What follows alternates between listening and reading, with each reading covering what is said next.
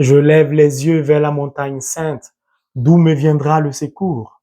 Le secours me vient de l'Éternel, qui a fait les cieux et la terre. Le psaume 121, versets 1 et 2. Que la paix et l'amour de notre Seigneur Jésus-Christ nous parviennent tous en abondance, chers abonnés, et sur vous qui pour la première fois regardez cette chaîne, si vous y êtes. Ce n'est pas un hasard, car le hasard n'existe pas dans la parole de Dieu. C'est le Saint-Esprit qui vous y a conduit, car Dieu a certainement une parole pour vous. Si donc vous aimez la parole de Dieu comme moi, je vous invite du plus profond de mon cœur à vous abonner. N'oubliez pas d'appuyer sur le pouce levé et surtout de partager cet enseignement afin de contribuer ainsi à répandre la parole de Dieu qui est lumière dans le monde entier. Que Dieu vous bénisse. Mes frères et mes sœurs, la parole que je voudrais en ce jour partager avec vous est tirée du livre de Saint Matthieu, en son chapitre 7, du verset 9 au verset 11, qui dit, et je cite, « Y a-t-il quelqu'un parmi vous qui donnera à son fils une pierre si celui-ci demande du pain? Ou lui donnera un serpent s'il demande un poisson? Vous qui êtes mauvais, vous savez donner de bonnes choses à vos enfants. À combien plus forte raison votre Père qui est dans les cieux donnera-t-il de bonnes choses à ceux qui les lui demandent? » Mes frères et mes sœurs, nous abordons la dernière phase, le dernier virage de ce temps de carême. Et je voudrais nous inviter à entrer dans une intimité profonde avec Dieu, avec le Christ, avec la parole de Dieu, the Word of God. Puis, je nous invite à observer scrupuleusement l'attitude, le comportement de Jésus qui va nous indiquer l'unique, le meilleur et le seul chemin qui peut nous conduire à la vie éternelle, à l'abondance, à la grâce, à la bénédiction de Dieu le Père. Alors, que nous dit la parole de Dieu en ce jour? Le Seigneur nous dit au travers de ce passage que mauvais que nous sommes, si nous ne sommes pas capables de donner par l'endurcissement de notre cœur, par le contrôle de notre vie par le diable, de donner de mauvaises choses à nos enfants, comment pouvons-nous le soupçonner de ne pas vouloir nous bénir ou de ne pas pouvoir nous bénir? Mais le Seigneur, au travers de sa parole, utilise un comparatif. Il compare le pain que demande un fils à son père à une pierre. Le pain, c'est pas dur, c'est mou. Vous le trempez, il devient encore plus mou. Le pain, c'est la parole vivante. C'est le verbe qui s'est fait chair. La pierre est dure, même si vous plongez une pierre dans l'eau, elle ne devient pas mou. Mais qu'est-ce qui endurcit le cœur de l'homme? La pierre symbolise le cœur endurci de l'homme avec grand H, à l'égard de Dieu. Le deuxième comparatif, c'est le poisson, qui est comparé à un serpent. Donc, le serpent qui est le symbole du diable, de Satan, c'est lui qui endurcit notre cœur à l'égard de Dieu, qui nous empêche ainsi d'avoir part à l'abondance de Dieu, à la vie éternelle, à la grâce de Dieu, à la bénédiction de Dieu. Dieu nous dit donc, si nous lui demandons quelque chose, pourquoi nous pensons qu'il ne peut pas nous donner? C'est pourquoi il va commencer d'abord à bénir abondamment son propre fils, Jésus-Christ. C'est pourquoi tout à l'heure je disais, observons bien l'attitude de Jésus. Dieu va donner le chemin de sa soif et son désir de nous bénir, de nous conduire à la vie éternelle, en commençant par Jésus lui-même.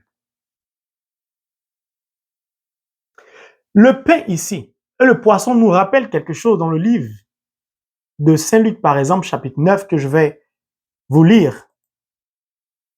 Verset 15 et verset 16. Il fit ainsi, il les fit tous asseoir. Jésus prit les 5 pains et les 2 poissons et levant les yeux vers le ciel, il les bénit. Puis, il les rompit et les donna aux disciples afin qu'ils les distribuent à la foule. Le verset suivant, tous mangèrent et furent rassasiés. Donc Dieu nous dit qu'il est le Dieu de l'abondance. Mais ce passage de Saint-Luc nous rappelle que Jésus était face à une foule. Il les a fait asseoir sur de verts pâturages parce qu'il est notre berger. Puis, il a pris 5 pains et 2 poissons, il a présenté au Père, il a rempli, il les a bénis. Car Dieu seul bénit. Dieu est le Dieu de l'abondance, il est le Dieu de la plénitude. Et Jésus-Christ a multiplié les 5 pains et les 2 poissons et il a nourri tous ceux qui étaient là. Mais avant de les nourrir, il les a fait asseoir. Vous allez comprendre pourquoi.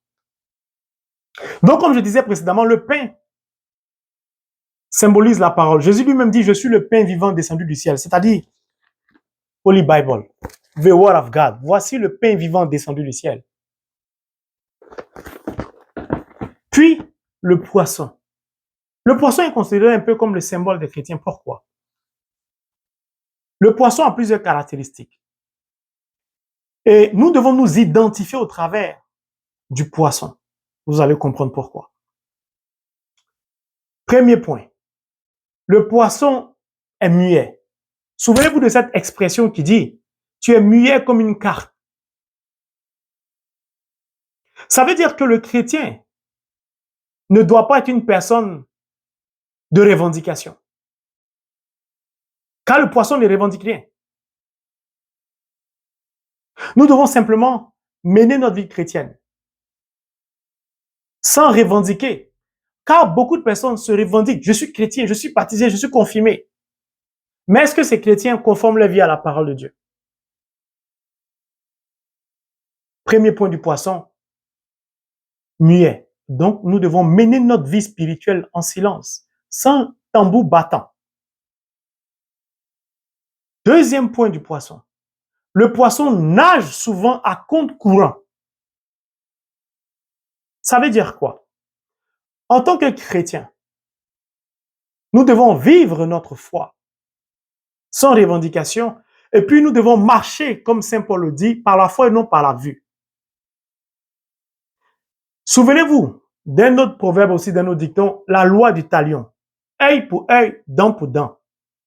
Les chrétiens doivent ramer à compte courant de la loi du talion. Nous ne devons pas faire le mal à notre prochain, c'est-à-dire nous ne devons pas rendre le mal pour le mal. Troisième point, le poisson n'a pas de paupières, donc il ne dort pas, il veille tout le temps. Pourquoi il veille? Souvenez-vous, lors de la célébration eucharistique, au moment de l'acclamation, le prêtre dit, après la consécration, il est grand le mystère de la foi. Nous disons, premièrement, nous proclamons ta mort, Seigneur Jésus. Nous célébrons ta résurrection. Puis, nous attendons ta venue dans la gloire. Donc, le poisson veille, car il attend la venue dans la gloire. Quand je parle du poisson, je parle de nous les chrétiens. Puis le quatrième point, le poisson ne peut pas vivre en dehors de son milieu naturel, c'est-à-dire de l'eau. Vous prenez un poisson, vous l'enlevez de l'eau, vous le mettez sur la terre ferme du sable, il va finir par mourir. Ça veut dire que le chrétien ne peut pas vivre en dehors de l'Église, car Christ est la tête du corps qui est l'Église. Le chrétien donc ne peut pas vivre en dehors du Christ, ne peut pas vivre séparé de Dieu. Tout chrétien qui se sépare de Dieu plonge dans l'obscurité à la merci du diable. C'est pourquoi Jésus va dire à Pierre, je ferai de toi pêcheur de poissons, pêcheur d'hommes. Donc, par notre baptême, nous sommes considérés comme des petits poissons. Du fait de ces points, 4 points que j'ai développés. Alors là, ça devient intéressant. Donc, lorsque Jésus prend 5 pains et 2 poissons, ça fait le chiffre 7. Mais le chiffre 7 est le chiffre de l'abondance. Si donc le pain est la parole de Dieu, je suis le pain vivant descendu du ciel, c'est-à-dire the word of God, ce qui veut dire que dans la vie des poissons, des chrétiens que nous sommes, la parole de Dieu doit abonder, surabonder en nous, dans notre vie, dans tout ce que nous faisons, la parole doit être primordiale. C'est pourquoi le nombre de pains n'équivaut pas au nombre de poissons. Lorsque il y a unité de pain et de poissons, cela conduit à l'abondance. Lorsque nous nous unissons au Christ, c'est ainsi que nous glorifions le nom de Dieu. Parce que nous sommes abondants. Beaucoup de chrétiens, beaucoup d'enfants. C'est pourquoi Dieu va dire à Abraham, tu seras le père d'une multitude. Mais Jésus prend 5 pains, 2 poissons, il lève, Dieu bénit, rompit, puis il donne à manger. C'est très intéressant ce passage du pain et du poisson, qui nous rappelle l'attitude que nous devons avoir si nous sommes de petits poissons par nos baptêmes. Car par notre confirmation, nous ne sommes plus des petits poissons, nous devenons des apôtres, des envoyés, des missionnaires, des témoins. Donc nous sortons de notre milieu marin, car selon la parole de Dieu, la mer est considérée comme les ténèbres, comme l'obscurité. C'est pourquoi le livre de la Genèse, chapitre 1, nous rappelle que les premiers animaux que Dieu a bénis, ce sont les animaux marins, c'est-à-dire les poissons. Dieu a béni d'abord les poissons. Sans la bénédiction de Dieu sur les poissons n'auraient jamais pu vivre sous l'eau ou dans l'eau. Parce qu'il n'y a pas de lumière sous l'eau. C'est un milieu obscur, ténébreux, qui est sous le contrôle du diable. Donc la bénédiction de Dieu permet aux poissons de vivre dans un milieu qui est obscur. Donc d'avoir la victoire sur les ténèbres. C'est pourquoi nous, sans la bénédiction de Dieu, nous ne pouvons pas vivre dans ce monde. Parce que le diable est le prince de la terre. Il est là pour sévir. Nous marchons donc en tant qu'enfants de lumière dans ce monde ténébreux en étant illuminés par la bénédiction de Dieu. Ça veut dire que le chrétien ne peut pas vivre sans la grâce de Dieu. Dieu a dit dans le livre de la Genèse chapitre 1, il a béni les poissons, il dit soyez prolifiques. Mes frères et mes sœurs, quand vous aimez la parole de Dieu comme je l'aime, quand vous la comprenez, vous comprenez beaucoup de choses. Alors, si donc Dieu est le Dieu de l'abondance et qu'il est prêt à nous bénir abondamment, en commençant par Jésus, je comprends pourquoi le livre des Proverbes, chapitre 16, verset 18, l'arrogance précède la ruine et l'orgueil précède la chute. Je recommence. L'arrogance précède la ruine et l'orgueil précède la chute. L'inverse veut dire quoi? L'humilité précède la gloire. C'est pourquoi tout à l'heure, je vous disais dans le livre du chapitre 9, verset 15, que Jésus a fait asseoir ceux qui étaient venus à sa rencontre. Lui, il était debout, il les a fait asseoir. Pourquoi? C'est-à-dire l'abaissement. Personne ne peut bénéficier de la grâce de Dieu, de la bénédiction de Dieu, ne peut entrer dans l'abondance de Dieu, dans la gloire de Dieu sans abaissement, sans humilité. C'est pourquoi tout à l'heure je disais, observez bien l'attitude et le comportement de Christ. Si donc nous voulons parvenir à obtenir de Dieu l'abondance, des bénédictions et des grâces, nous devons emprunter le chemin indiqué par le Christ. L'humilité, il les a fait asseoir. Mais comme Dieu est un Père exemplaire, il va commencer par son Fils lui-même, c'est-à-dire Jésus-Christ. C'est pourquoi, en ce jour de Jeudi Saint, Jésus va s'abaisser pour laver les pieds des disciples. Pourquoi? Parce que Jésus veut terminer son chemin, son parcours sur cette terre.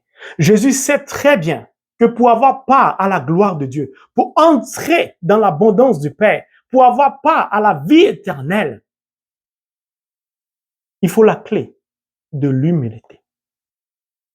Mais il nous indique ce chemin, pas pour lui, mais pour nous. Il va prendre donc les disciples, il va plonger leurs pieds dans de l'eau. Il va laver les pieds de toute saleté.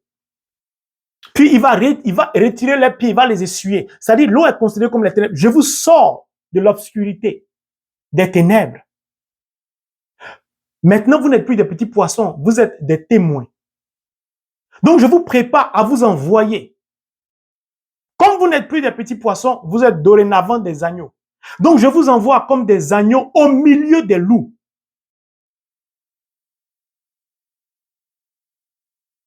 Pour que vous aussi, vous ayez part à la vie éternelle. Alléluia. Mes frères et mes sœurs, en ce temps de carême, en ce jour du jeudi saint, le Seigneur nous invite à l'humilité. Le livre de Ben Sirach, ou Siracide chapitre 3, verset 17 au verset 18 va nous dire: mon fils, apprends à agir avec douceur en tout ce que tu fais.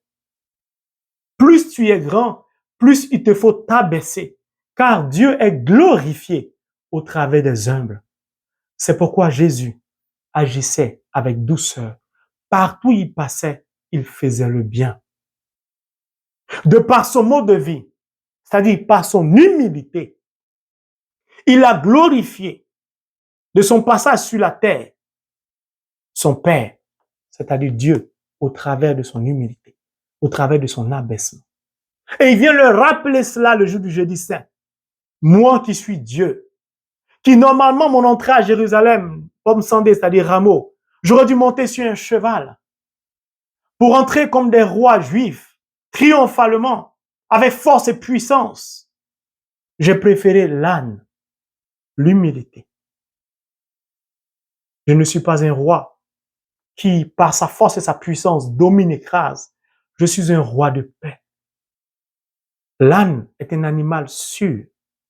Plus il souffre, plus il est silencieux. Mais ses pas sont sûrs. Il avance lentement, mais sûrement. Il nous indiquait ainsi le chemin par lequel lui-même allait être traîné comme un agneau à l'abattoir sans ouvrir la bouche, nous dit le prophète Isaïe. Il n'y a pas de gloire sans humilité. Alors mes frères et mes sœurs, observons donc le chemin, l'unique que le Seigneur nous indique pour parvenir à l'abondance, à la gloire, celui de l'humilité. Car Dieu n'attend qu'une seule chose, c'est de nous bénir. Mais combien sommes-nous à nous laisser malheureusement emporter par l'orgueil, poussés par le serpent, qui a introduit son venin en nous, qui a endurci notre cœur, qui a rendu notre cœur de chair un cœur de pierre, qui nous pousse ainsi à banaliser the Holy Bible, à banaliser the Word of God, à traiter la parole avec mépris. Le Seigneur dit non, ayons l'attitude du poisson. C'est l'humilité à l'égard de la parole qui va nous permettre d'obtenir tout ce que nous désirons. Il nous est d'avance réservé. Que Dieu nous donne en ce jeudi saint de pouvoir emprunter le chemin du Christ, c'est-à-dire le chemin de l'humilité, pour parvenir à l'abondance, à la vie éternelle. Amen.